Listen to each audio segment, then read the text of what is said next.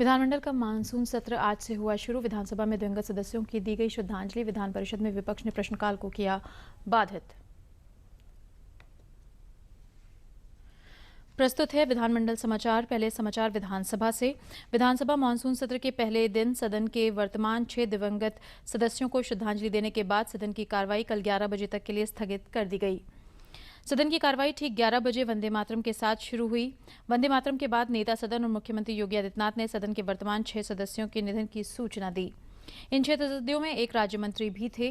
नेता सदन योगी आदित्यनाथ ने जिन सदस्यों के निधन की सूचना दी उनमें राज्य मंत्री विजय कुमार कश्यप के अलावा सदन के सदस्य सुरेश कुमार श्रीवास्तव, रमेश चंद्र दिवाकर, केसर सिंह, दल बहादुर कोरी, देवेंद्र प्रताप सिंह के नाम शामिल हैं।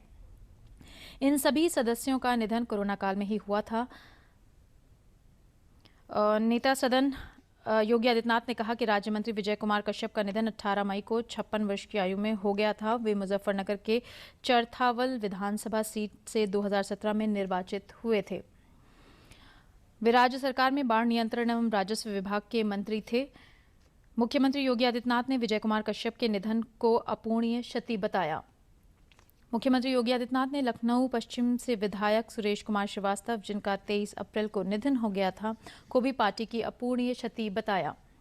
सुरेश कुमार श्रीवास्तव 4 बार विधायक रहे तथा अधिष्ठाता मंडल के भी सदस्य रहे। मुख्यमंत्री योगी आदित्यनाथ ने औरैया के विधायक रमेश चंद्र दिवाकर 2017 में पहली बार निर्वाचित होकर आए थे, उनके निधन को संगठन और सरकार के लिए अपूरणीय क्षति बताया। मुख्यमंत्री योगी आदित्यनाथ ने औरैया के विधायक रमेश चंद्र दिवाकर 2017 में पहली बार निर्वाचित होकर आए थे, उनके निधन को संगठन और सरकार के लिए अपूरणीय क्षति बताया। बरेली के नवाबगंज के विधायक केसर सिंह का 61 वर्ष की आयु में कोरोना के चलते निधन हो गया था। केसर सिंह को मुख्यमंत्री ने कुशल राजनीतिक बताते हुए कहा कि वो लोक लेखा समिति के सदस्य थे। केसर सिंह का 28 अप्रैल को निधन हो गया था। केसर सिंह विधानसभा के लिए निर्वाचित होने से पहले विधान परिषद के भी सदस्य थे। भाजपा के वरिष्ठ सदस्य तथा कल्याण सरकार में मंत्री रहे दल बहादुर कोरी का भी 64 वर्ष की आयु में निधन हो गया था। 2017 में निर्वाचित होने से पहले वे 1996 में भी विधानसभा के लिए चुने गए थे। वे जनप्रतिनिधि होने के साथ पिछड़ों, दलितों व वंचित समाज की आवाज थे। क्षेत्र और जनहित में किए गए उनके कार्यों को भुलाया नहीं जा सकता। भाजपा के ही वरिष्ठ सदस्य देवेंद्र प्रताप सिंह को कासगंज की अमापुर सीट से निर्वाचित होकर आए थे। उनका निधन भी संगठन की अपूरणीय क्षति है। वे पहली बार एटा के सोरो सीट से राष्ट्रीय क्रांति पार्टी के सदस्य के रूप में निर्वाचित होकर आए थे। नेता सदन के बाद विधानसभा में नेता प्रतिपक्ष राम गोविंद चौधरी ने भी सदन के वर्तमान सभी 6 सदस्यों के निधन पर शोक जताते हुए कहा कि हमसे बिछड़े सभी साथी पिछले सत्र में हमारे साथ थे। यकीन नहीं हो रहा कि वो अब हमारे बीच नहीं हैं। नेता प्रतिपक्ष ने सभी 6 सदस्यों के निधन को अपूरणीय क्षति बताया। उन्होंने कहा कि आज जब हम सदन में दिवंगत सदस्यों को श्रद्धांजलि दे रहे हैं तो हमें कोरोना काल में अपने कोरोना वॉरियर्स को नहीं भूलना चाहिए, जिन्होंने अपने प्राणों की आहुति देकर लोगों की जानें बचाई। उन्होंने कोरोना काल में अपनी जान गंवा चुके सरकारी कर्मियों व अधिकारियों व आम नागरिकों के प्रति भी शोकोदगार व्यक्त किए। बसपा विधानमंडल दल के नेता शाह आलम गुड्डू जमाली ने भी सभी 6 सदस्यों के निधन पर शोक व्यक्त करते हुए कहा कि इस कोरोना काल में जिन सदस्यों को खोने में से जितने उनके परिजन दुखी हैं, उतने ही दुख हम सबको भी है। कांग्रेस विधानमंडल दल के नेता आराधना मिश्र मोना ने भी सदन के वर्तमान विधानसभा के सभी दिवंगत 6 सदस्यों के असामयिक निधन पर श्रद्धांजलि अर्पित करते हुए कहा कि कोरोना काल के अपने बीच साथियों को खोने का दर्द भुलाया नहीं जा सकता।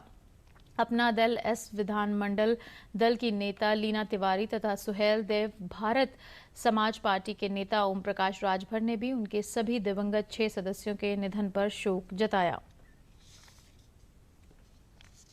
और अब समाचार विधान परिषद से। विधान परिषद में आज मुख्यमंत्री योगी आदित्यनाथ ने कहा कि उनकी सरकार की प्राथमिकता लोगों का जीवन और जीविका बचाना दोनों है। कोरोना महामारी में सरकार ने इन दोनों दिशाओं में सार्थक कार्य किया है, जिसका नतीजा है कि यूपी में पूरे कोरोना काल में रिकवरी रेट 98.6% और मृत्यु दर 1.3% रही है। उन्होंने कहा कि वैक्सीन ही हमारी महामारी से बचाव का सबसे बड़ा सुरक्षा कवच है।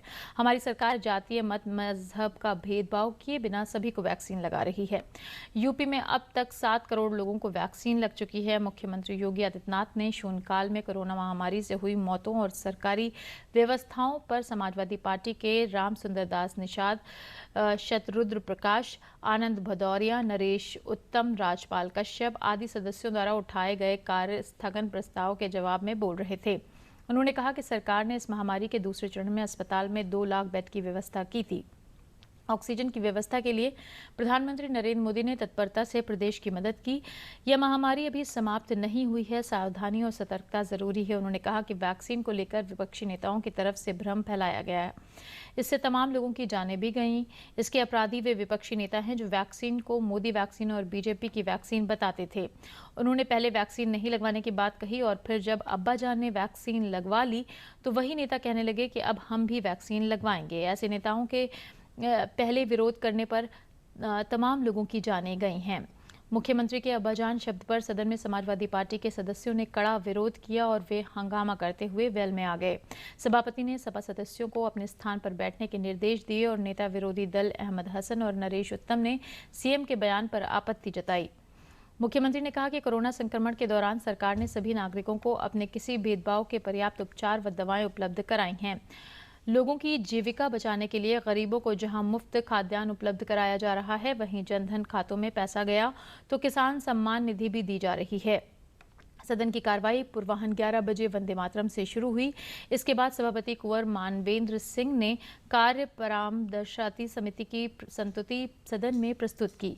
इसके बाद सदन ने अपने 9 पूर्व सदस्यों को श्रद्धांजलि दी। शून्यकाल में निर्दलीय शिक्षक समूह के राज बहादुर सिंह चंदेल और डॉक्टर आकाश अग्रवाल ने दोनों पालियों में स्कूल खोले जाने के सरकार के आदेश को अनुचित बताते हुए कहा कि इससे शिक्षकों पर बोझ बढ़ पड़ेगा, विद्यालयों का अनावश्यक व्यवहार बढ़ेगा।